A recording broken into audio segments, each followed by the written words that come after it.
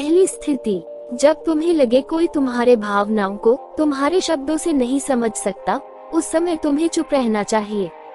अक्सर हम लोगों को अपनी दुख परेशानियां बताना शुरू कर देते हैं, जबकि हमारे आसपास रहने वाले ज्यादातर लोगों को इससे कोई मतलब नहीं कि हमारे जीवन में क्या गुजर रहा है।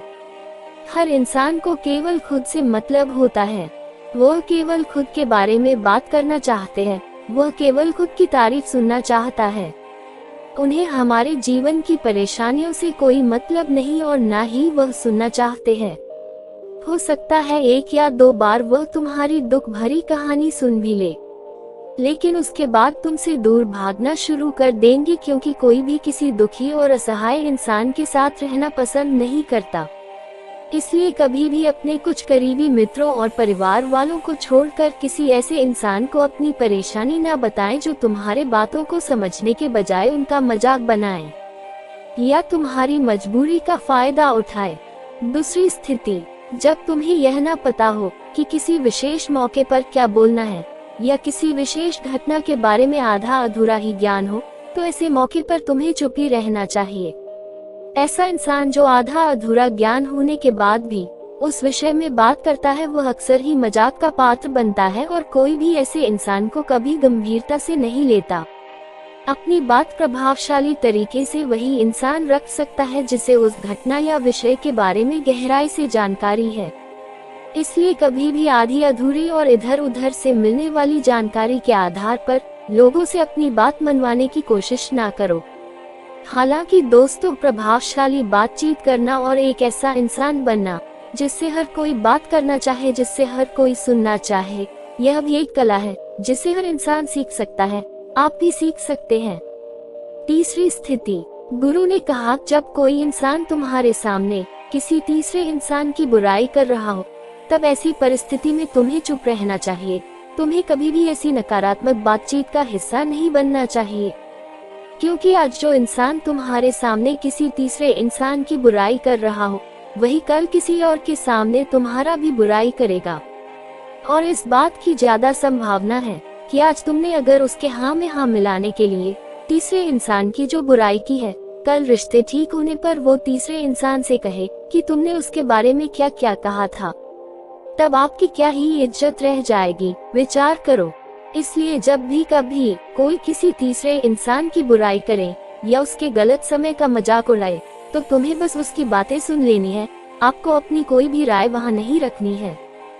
चौथी स्थिति, जब कोई तुम्हारे ऊपर गुस्सा करे और तुम्हें अपमानित करने की कोशिश करे, तब ऐसी परिस्थिति में तुम चुप रहकर सामने वाले के गुस्से को कम कर सकते हो और स्थिति को बिगड़ने से बचा सकते हो, क्योंकि क्रोध एक ऐसी मानसिक स्थिति है जो बुद्धि को हर लेती है।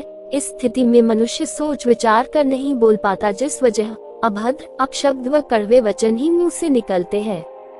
जब तुम सामने वाले के क्रोध का जवाब क्रोध से ना देकर उस समय चुप रह जाते हो, तब यह बात उस क्रोध करने वाले इंसान के दिल में लगती है और गुस्सा कम होने पर उसे अपनी गलती पर पछतावा होता है।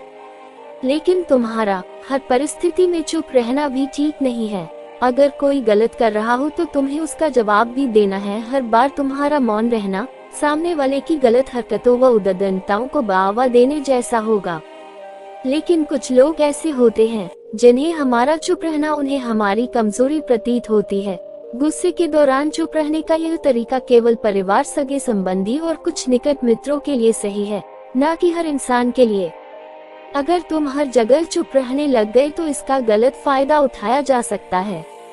पांचवी स्थिति, जब कोई इंसान अपने जीवन की किसी दुख भरी घटना या परेशानियों से गुजर रहा हो, तो तुम्हें चुप रहकर सिर्फ उसके बातों को सुनना है।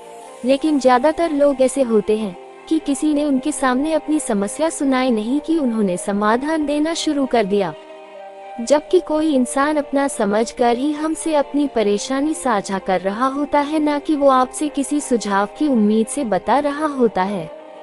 वो बस ये चाहता है हम उसकी पूरी बात ध्यान से सुन ले। जब हम किसी की परेशानी को ध्यान से पूरा सुन लेते हैं तो उस इंसान को एक मानसिक व आत्मिक शांति मिलती है। उसे ऐसा लगता है कि चलो किसी ने तो मेरी बात को समझा। परेशानी के समय में किसी इंसान को सांत्वना देने का सबसे अच्छा तरीका है कि हम बस उस इंसान की पूरी बात को ध्यान से सुन ले।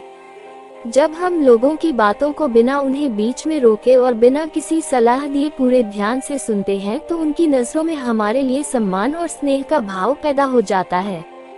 इसलिए जब कोई अपनी परेशानी आपसे बताए, बस उसकी बातों को ध्यान से सुन लेना और जब तक वह तुमसे सलाह ना मांगे तो उन्हें किसी भी प्रकार की सलाह नहीं देनी है। गुरु ने कहा, मेरी एक बात हमेशा याद रखना, जब तुम कम बोलते हो लोग तुम्हारे तरफ ज्यादा आकर्षित होते हैं कि तुम क्या हो और तुम क्या सोचते हो। शिष्य ने हाँ में सिर हिलाया। शिष्य अब गुरु की बातों को समझ चुका था कि किन किन परिस्थितियों में शांत रहना है।